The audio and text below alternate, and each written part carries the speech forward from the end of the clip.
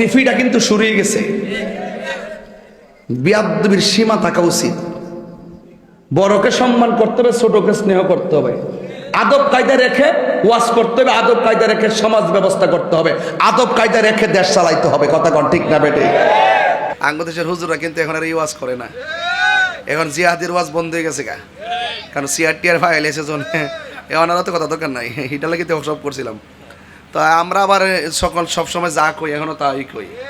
আমরা আবার কেউ কাছে ধরে না। আমরা মনে করি আমাদের সবচেয়ে বড় পাওয়ার ইমানি পাওয়ার। কথা বলেন ঠিক কিনা বলেন? আমরা হিম্মত নিয়ে চলি।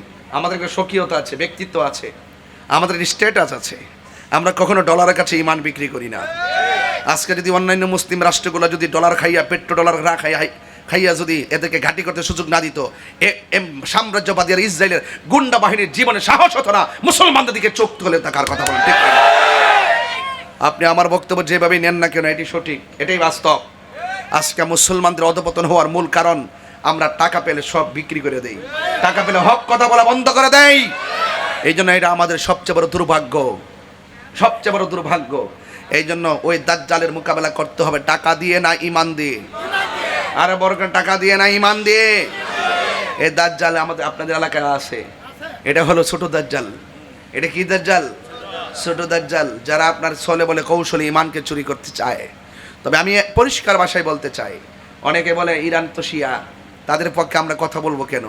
আমি বলবো যে না, আকীদার ক্ষেত্রে ইরানের সাথে আমাদের সম্পর্ক সমস্যা আছে। ওরা শিয়াদের সাথে সুন্নিদের কোনো সম্পর্ক নাই। যখন দেখবা মুসলমানদের বিরুদ্ধে ইহুদিদের যুদ্ধ, তখন আমরা পরিষ্কার ভাষায় ইহুদিদের বিপক্ষে, সে আকীদা যাই হোক না কেন, আমরা ইহুদিদের বিরুদ্ধে অবস্থান নিব। এটাই হলো। আপনার তো মাইক সেটিং হয় নাই, দুইটা বক্স দিয়েছেন মানুষের দিকে, মাইকের আওয়াজ ভালো। আরিফ রে, ও তুই দিকে এমন দেখে লাগা লাগা লাগা কারেন্ট বিলাই যাচ্ছে। এই না, আপনারা বক্সের সামনে আপনি বই রয়েছেন, এটা তো কোনো কথা না বাবা। মনিটরগুলো কুলাইতে পারতেছি না। আমার যুবক ভাইরা, আপনাদের ক্ষেত্রে আমার পরিষ্কার যে কথাগুলো বলতেছি, সুর দিয়ে বললে অনেক সময় লাগলো, এলে একটু মুখে মুখে বলছি, কথাগুলো বুঝতে পারতেছেন ঠিক না? একটু বুঝতে পারতেছেন। আর তাই রুজু তো কথা কইলে মানুষের ওয়াজ শুনে, শুধুমাত্র জিকির করলে যে জমাইলা, ব্যাপারটা এরকম না।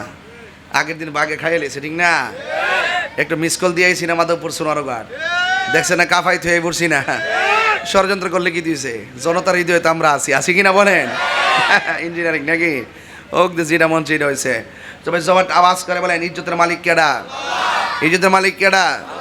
অনেকে মনে করছে আমি মনে হয় ঘরের কোন বই তাহিরি শেষ রে, তাহিরি 22 বছর ওয়াজ মাহফিল করে লক্ষ লক্ষ লোক নিয়ে তাহিরি খেলামেলা করে। তো সুতরাং এগুলো তাহিরির বোঝাই লাভ নাই। হ্যাঁ কথা কন ঠিক না বেটে? আমার ফুলাফান্ডি কই রে? ফুলাফান্ডি আসছ দিনে না? এই আপনামা তোরা লেগে সমস্যা। মারহাবা জোরে কন। আপনারা কি খুশি না বেজার? তাহলে আওয়াজ করে কোন, ইজ্জতের মালিক কেডা? হায়াতের মালিক কে? মৌতের মালিক কে? মাহফিল এনেছেন কে?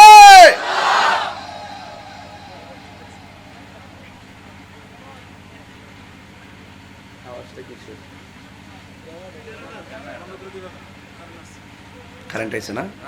তাইলে ঠিক আছে।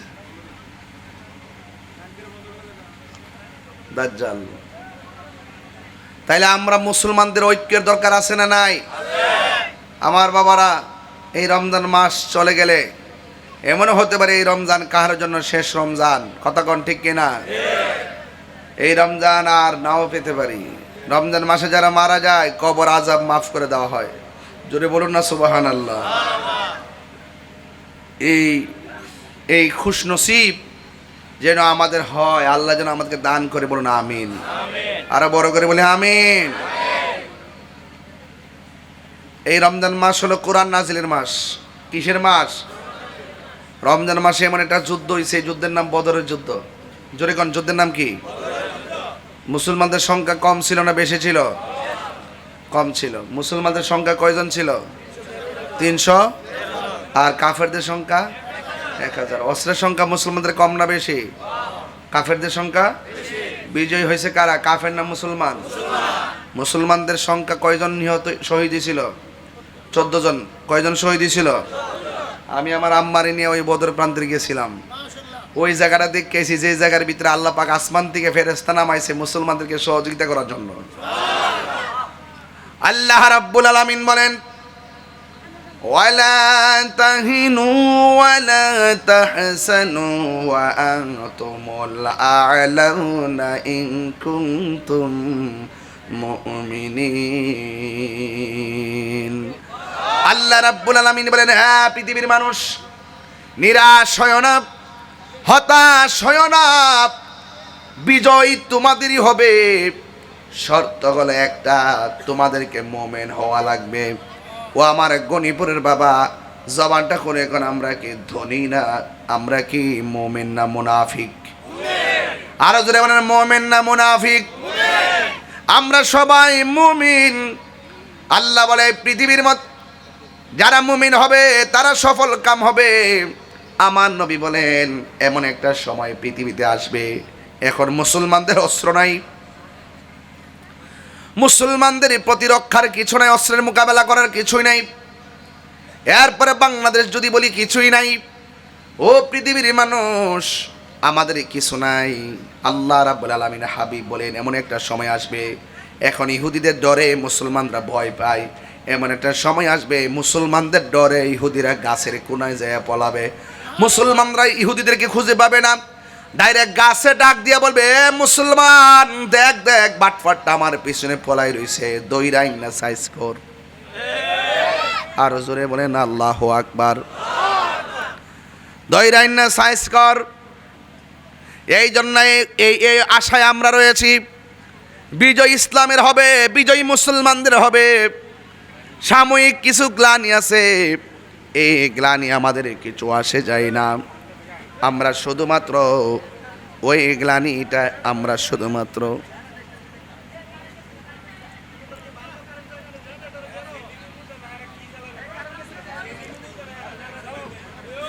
আমার যুবক ভাইয়ারা, আমার মুরব্বী বাবারা, একটু লাইনটা চেঞ্জ করুক। আমার মুরব্বী বাবারা, আমি বলতে চেয়েছি মুসলমানদের কি হেরে যাওয়ার জাতি না, জিতে যাওয়ার জাতি। মুসলমানদের হার অনেক সময় হার না।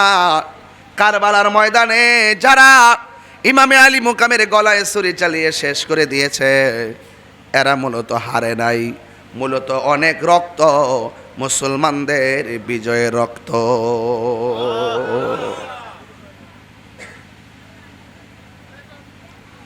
হ্যাঁ আমার যুবক ভাইয়েরা, খানকায় বসে থাকলে চলবে না। চলবে? কথা কন না, চলবে? খানকায় বসে থাকলে চলবে না, আমাদেরকে মাঝে মাঝে জিহাদেরই ময়দানে নামতে হবে। ইমামে আলী মুকাম ইমাম হুসাইন রাদিয়াল্লাহু তাআলা আনহু আপোষ করে নাই, রক্ত দিয়েছেন। ইসলাম জিন্দা হোতা হয় হর কারবালা কি বাত। এই বদরের যুদ্ধে কাফেরদের সেনাপতির নাম হলো আবু জাহেল, আর মুসলমানদের সেনাপতির নাম হলো রহমাতুল লিল আলামিন।